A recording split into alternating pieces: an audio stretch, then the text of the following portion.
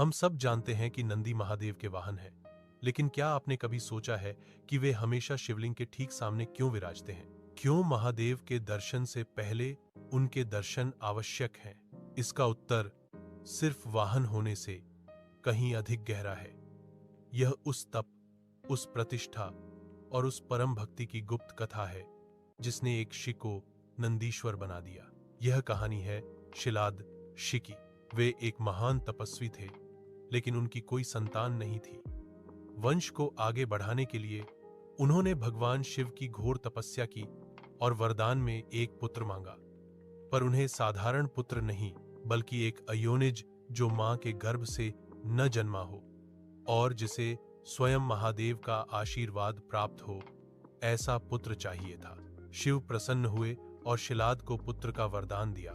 एक दिन जब शिलाद यज्ञ के लिए भूमि जोत रहे थे, तो उन्हें धरती से एक बालक मिला जिसका तेज सहस्र सूर्यों के समान था। वही बालक नंदी थे। शिलाद ने नंदी का पालन पोषण बड़े प्रेम से किया, लेकिन कहानी में एक दुखद मोड़ आने वाला है। एक दिन दो दिव्य शिव, मित्र और वरुण आश्रम में पधारे।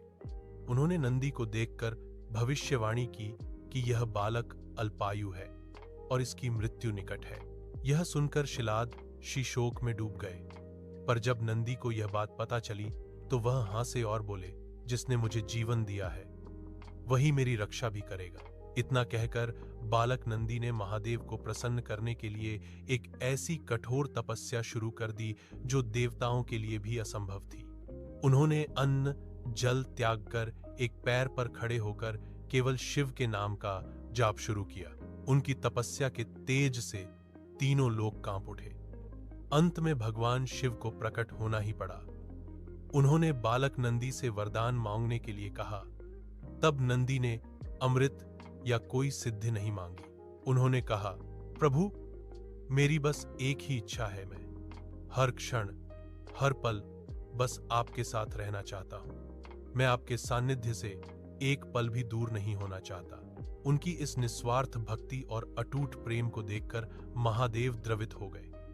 उन्होंने नंदी को न सिर्फ अमृत का वरदान दिया, बल्कि उन्हें बैल का मुख देकर अपने सबसे बड़े गण, अपने सखा और वाहन के रूप में स्वीकार कर लिया। उन्होंने नंदी को वरदान दिया कि नंदीश्वर, आज से मेरे दर्शन से पहले संसार तुम्हारे दर्शन करेगा। जो भी अपनी मनोकामना तुम्हारे कान में कहेगा, वह प्रार्थना सीधे मुझ तक पहुंचेगी। तुम मेरे और मेरे भक्तों के बीच की सबसे पवित्र कड़ी बनोगे। इसलिए आज भी नंदी सिर्फ एक वाहन नहीं,